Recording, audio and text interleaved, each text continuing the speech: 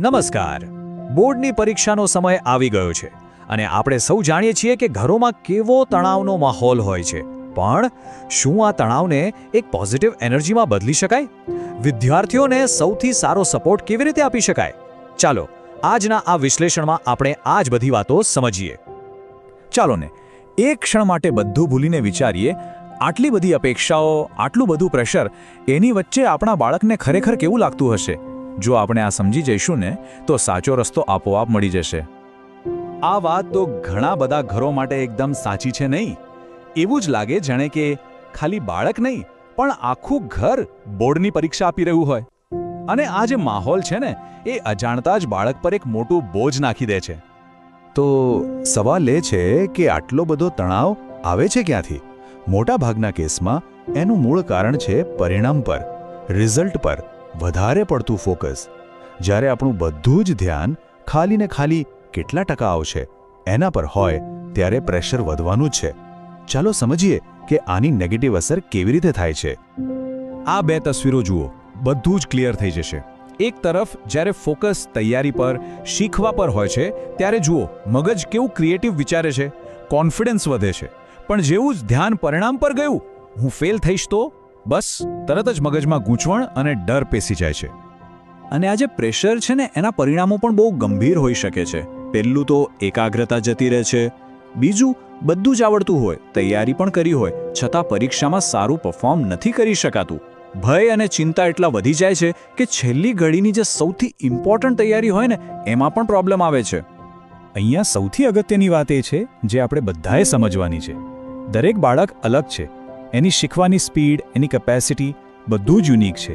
એટલે જ્યારે આપણે કોઈ ચોક્કસ રિઝલ્ટ માટે એના પર દબાણ કરીએ છીએ ને ત્યારે આપણે જાણતા અજાણતા એના નેચરલ ટેલેન્ટને જ નુકસાન પહોંચાડી રહ્યા હોઈએ છીએ.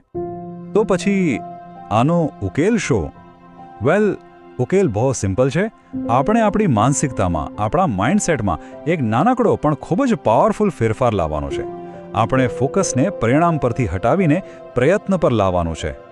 આ એક વાક્યને મંત્ર બનાવી લેવાની જરૂર છે. પ્રયત્ન તમારા હાથમાં છે, પરિણામ નહીં. આપણું કામ છે મહેનત કરવાનું, તૈયારી કરવાનું.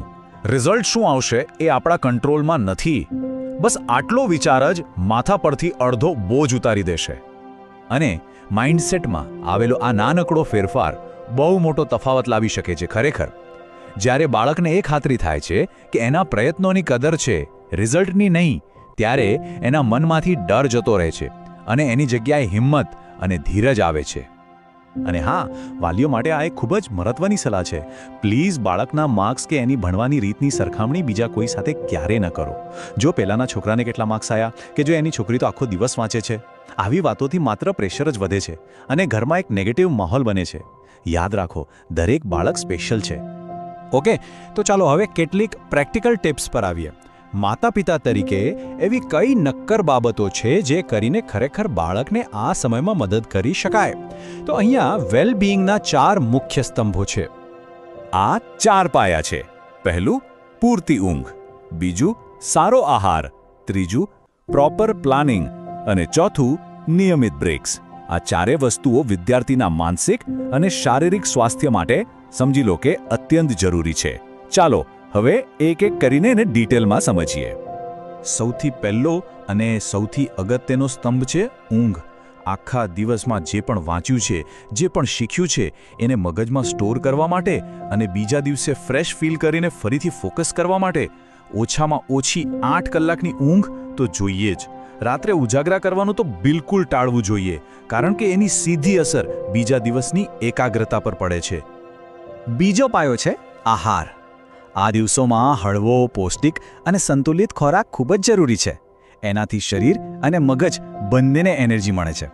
અને ખાસ કરીને બહારનું ખાવાનું તો બિલકુલ નહીં, જેથી છેલ્લી ઘડીએ બીમાર પડવાની કોઈ શક્યતા જ ન રહે. ત્રીજો સ્તંભ છે આયોજન, એટલે કે પ્લાનિંગ. એક સારું અને રિયાલિસ્ટિક ટાઈમટેબલ છેલ્લી ઘડીની ગભરાટને દૂર કરી શકે છે. બાળકને એવું ટાઈમટેબલ બનાવવામાં મદદ કરો જેમાં બધા વિષયોનું રિવિઝન પણ થઈ જાય અને એ થાકી પણ ન જાય. આનાથી એનો કોન્ફિડન્સ પણ વધશે. અને ચોથો પણ એટલો જ ઇમ્પોર્ટન્ટ સ્તંભ છે વિરામ, એટલે કે બ્રેક્સ. સતત કલાકો સુધી વાંચ્યા કરવું અસરકારક નથી હોતું. વચ્ચે વચ્ચે નાનું બ્રેક લેવો, ખાસ કરીને થોડીવાર ખુલ્લી હવામાં ચાલવા જવું, એનાથી મગજને જબરદસ્ત તાજગી મળે છે અને ફરીથી ભણવા બેસો ત્યારે એકાગ્રતા પણ વધે છે.